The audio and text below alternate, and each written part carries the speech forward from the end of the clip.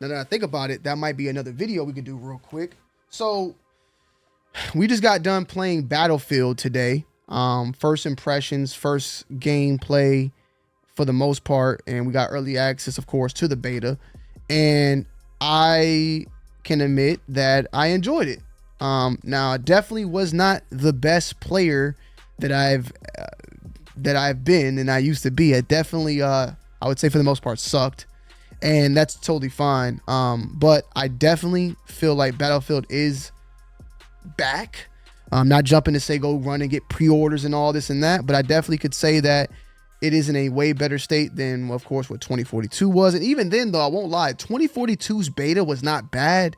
It was like kind of a little like any other typical beta, but then it wasn't until like till the actual game drop that we were like, what happened? Because the beta wasn't as bad as the actual initial release.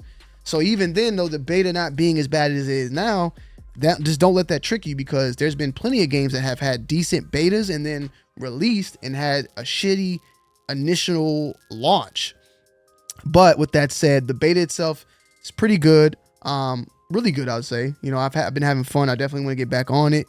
And I've been enjoying it. You know, I've been enjoying myself, and I'm looking forward to seeing everybody else's initial thoughts and opinions and videos on it at the end of the day. Now, I will say though that, of course, let's talk about some of the cons, right? Which is not that many. Some people have said before, I think it was actually Big Fry that mentioned it. Salutes to him. But one of the big issues, in my humble opinion, about it is the actual maps themselves. The maps are good, but the maps are like they feel like filler maps. Now, when it comes to betas, for the most part, I could see where they wouldn't put their best foot forward in that. When it comes to the map selection, the maps themselves, though, are good. You see the destruction, you see all the things that you would want in a Battlefield. But for the most part, they're very forgettable. Like, you know, and I hope that we get a lot of dope maps in general, because maps mean the most. You know, we could see for a fact, can't remember exactly which Call of Duty it was, but I remember when Call of Duty dropped and they went away from the 3-lane type of ordeal to some other thing, and there was all these different angles you can get constantly shot from when you're out in the open. And you know, a bad map game can definitely ruin it for the most part. But I think that this is just a beta and there's way better maps to come, so I'm going to give them the leeway on that at the end of the day and just call it for what it is. Another issue that I've been having, I would say, though, when it came to this game, and probably my biggest issue, is just there does seem to be some sort of issue with the hit registration. Either hit registration or on both ends, really. You know, you'll get around a corner and get around an object and you'll die. Like, you just don't make it in time. You see that with Call of Duty as well, with the rubber banding or whatever they like to call it. Like, there's been plenty of times where I felt like, you know, I'm putting hundreds of rounds into someone, they don't drop, and they just knock me out in like a snap. So there seems like there's some sort of hit registration issue going on. Maybe, you know, that's something that usually can get fixed and tuned with a little bit. But that's been my biggest issue, where I just feel like the TTK on my end is extremely short. I die fast. When it comes to other people, it's a lot more rounds. Like, I get the jump on a lot of people. At least that's what I see on my screen. But it don't matter. It don't matter. But besides that, the weapons themselves, the actual weapons that they have in the game that you can actually unlock, are real weapons, modern weapons. So that's dope. It's not no futuristic shit. You can easily tell what weapons are what. For the most part, the weapons do what they need to do. You know, somebody in my comments had mentioned that they feel very BB gunish. I think it sounds good. I think the audio sounds good. I think the feel overall sounds good. I would like, though, to feel like my TTK is a little bit shorter on my end, but that might just be a personal opinion. I would like it to be a little bit shorter, more I say more realistic. A lot of people have compared it and mentioned it being very similar to that of Call of Duty Modern Warfare 2019. I could see that, definitely. And even at points where I had to slow myself down and realize I'm not playing Call of Duty, I'm playing Battlefield, which is a slightly slower paced, more strategic type of game, in my humble opinion. And that definitely increased my overall playing and just made it me a better player. Scoreboard is back. I did not really get involved with VoIP. I was able to chat with my friends in my squad party, so that's definitely there. Of course, VoIP is there in that standpoint, and I know that there was people in the chat, in the text chat, typing and being able to type to squad and to the whole team as well. So I don't know if VoIP is allowing you to go just in the squad and VoIP over to the full entire chat. I don't think that's the case when it comes to Battlefield. It's more of a squad based type of chat as normal, but it is there and it's accessible.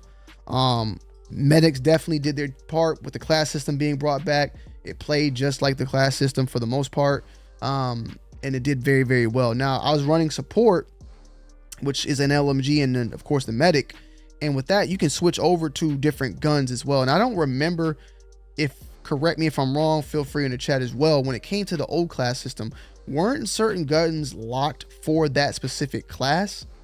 I feel like in that case that was the case. Like if you had medic, you could only run support. If you had assault, you can run assault weapons. If you have engineer, you're usually running the SMGs. I thought that was the case. Maybe I'm wrong, but in this case, when I played, I was able to run support and then still run assault rifles. Now, I don't know if that's the case for recon. If I'm running recon, can I do that? I don't know, but I do know also with assault, you get the gadget. You get to run 3 guns. I was running a well, two guns really. I mean, you can run your main primary gun, your AR. You run a pistol, and then you can run a gadget 1, which could be any gun. It starts you off with a shotgun, but you can run SMGs or whatever else with that as well. And then you're also able to run. You also have I'm